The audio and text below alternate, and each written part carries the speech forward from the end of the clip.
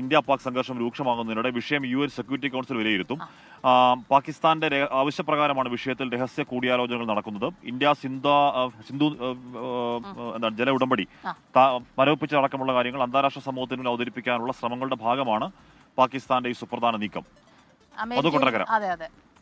അത് good morning. ഞങ്ങളിവിടെ പൂര നഗരിയിലാണ് നിൽക്കുന്നത്. Good evening. അതെ, ഗുഡ് ഈവനിങ്. അപ്പോൾ അവിടെ പൂരാശംസകൾ ആദ്യം നേരുന്നു. ഒപ്പം തന്നെ ഈ ഒരു വിവരത്തിൽ, ഈ വിഷയത്തിൽ പാകിസ്ഥാൻ ഒരു ഭയമുണ്ട് എന്നുള്ളത് യാത്ര വെടിപ്പായ നടപടിയല്ല എന്ന് പറഞ്ഞു കഴിഞ്ഞാൽ പാകിസ്ഥാന്റെ ആവശ്യപ്രകാരം കൂടിയാലോചന, അടച്ചിട്ട മുറി, അതൊരു വെടിപ്പായ സംഗതിയെ തോന്നുന്നില്ല മധുചേട്ടൻ. തീർച്ചയായിട്ടും ആശംസകൾക്ക് നന്ദി സ്മിത. ഹാഷ്മി, അവിടുത്തെ പോലെ ഇവിടെ മഴ പെയ്തുകൊണ്ടിരിക്കുകയാണ് കഴിഞ്ഞ 2 ദിവസമായിട്ട്. ഈ പഹൽഗാം ഭീകരാക്രമണത്തെ തുടർന്ന് ഇന്ത്യയും പാകിസ്ഥാനും തമ്മിലുള്ള സംഘർഷം വർദ്ധിച്ചു വരുന്നതിനെ കുറിച്ച് ചർച്ച ചെയ്യുന്നതിനാണ് ഇന്ന് ന്യൂയോർക്കിൽ ഐക്യരാഷ്ട്രസഭയുടെ സുരക്ഷാ കൗൺസിൽ യോഗം ചേരുന്നത്. നേരത്തെ ഹാഷ്മി സൂചിപ്പിച്ചതുപോലെ ഈ രഹസ്യ സ്വഭാവമുള്ള ഒരു കൂടിയാലോചനയായിരിക്കും ഈ യോഗം.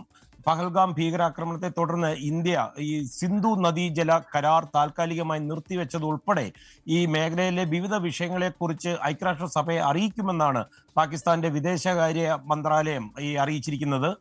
അതുപോലെ തന്നെ ലോകത്തിനല്ലേ അന്താരാഷ്ട്ര സമൂഹത്തിന് മുമ്പിൽ കൃത്യമായ വസ്തുതകൾ അവതരിപ്പിക്കാനുള്ള പാകിസ്ഥാന്റെ ശ്രമങ്ങളുടെ ഭാഗമായിട്ടാണ് ഈ ഒരു യോഗം വിളിച്ചുകൂട്ടാൻ ആവശ്യപ്പെട്ടതെന്നും ഈ വിദേശകാര്യ മന്ത്രാലയം പറയുന്നു. 15-അംഗ സുരക്ഷാ കൗൺസിലിൽ പാകിസ്ഥാൻ സ്ഥിര അംഗമല്ല.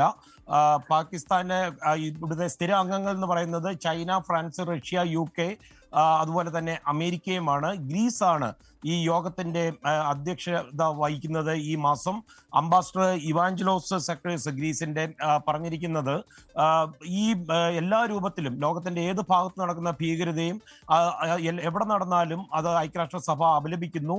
അതേസമയം ഈ ഇന്ത്യ പാകിസ്ഥാൻ മേഖലയിൽ വർദ്ധിച്ചു വരുന്ന ഈ സംഘർഷാവസ്ഥയെക്കുറിച്ച് ഐക്യരാഷ്ട്രസഭയ്ക്ക് വലിയ ആശങ്കയുമുണ്ട്. ഒരാഴ്ച മുമ്പ് ഈ പാകിസ്ഥാൻ ഇന്ത്യക്കെതിരെ അടിസ്ഥാനരഹിതമായ ആരോപണങ്ങളൊക്കെ ഉന്നയിക്കുന്നു, അതുപോലെ പ്രചാരണങ്ങളിൽ ഏർപ്പെടുന്നു എന്നൊക്കെ പറഞ്ഞതുകൊണ്ട് ഇന്ത്യ തന്നെ ഐക്യരാഷ്ട്രസഭയ്ക്ക് മുന്നറിയിപ്പ് നൽകിയിരുന്നു, ഐക്യരാഷ്ട്രസഭയെ സമീപിക്കുകയും ചെയ്തിട്ടുണ്ട്. ഇന്ത്യ ഈ പെർമനന്റ് അല്ലാത്ത മറ്റ് 8 രാജ്യങ്ങളെ ഈ യോഗവുമായി ബന്ധപ്പെട്ട് അവരുമായിട്ട് യഥാർത്ഥ കാര്യങ്ങൾ ധരിപ്പിക്കാനുള്ള ശ്രമങ്ങളും തുടങ്ങിക്കഴിഞ്ഞു. Hashmi, Smitha. Okay, thank you Madhu Kottarakkara. എന്ന് പറഞ്ഞാൽ ഐക്യരാഷ്ട്രസഭയൊക്കെ എത്രത്തോളം എഫക്റ്റീവാണ് ഇപ്പോൾ നമ്മൾ ഈ പറയുന്ന പലസ്തീൻ ഇസ്രായേൽ സമയത്ത്, റഷ്യ യുക്രൈൻ സമയത്തൊക്കെ കണ്ടതാണ്. അവർ കാര്യമായിട്ടൊന്നും ചെയ്യാൻ സാധിച്ചിട്ടില്ല. ഇപ്പോൾ പാകിസ്ഥാൻ പറയുന്നത് പോലെ അവർക്ക് വേണ്ടി എന്ന് പറയുന്നില്ല. പക്ഷേ ആ കൂടിയാലോചനകൾ എന്ന് പറഞ്ഞാൽ നമ്മൾ ഇന്ത്യ എന്ന് പറയുന്ന രാജ്യം, നമ്മൾ ഒരു രാജ്യത്തോടും അമേരിക്കയോടാവട്ടെ ചൈനയോടാവട്ടെ നമ്മൾ ഏതെങ്കിലും തരത്തിൽ സഹായം അങ്ങോട്ട് അഭ്യർത്ഥിക്കുന്നില്ല. നമ്മൾ ഏതെങ്കിലും തരത്തിൽ ആയുധം വേണമെന്ന് ആവശ്യപ്പെടുന്നവരല്ല. നമ്മൾ ആവശ്യപ്പെടുന്ന ഒന്നേ ഉള്ളൂ, ഞങ്ങളെ ഞങ്ങളുടെ വഴിക്ക് വിടണം. ഞങ്ങൾ നേരിട്ട അനീതിക്ക് ഞങ്ങൾ അതിന് പകരം ചോദിച്ചിരിക്കും.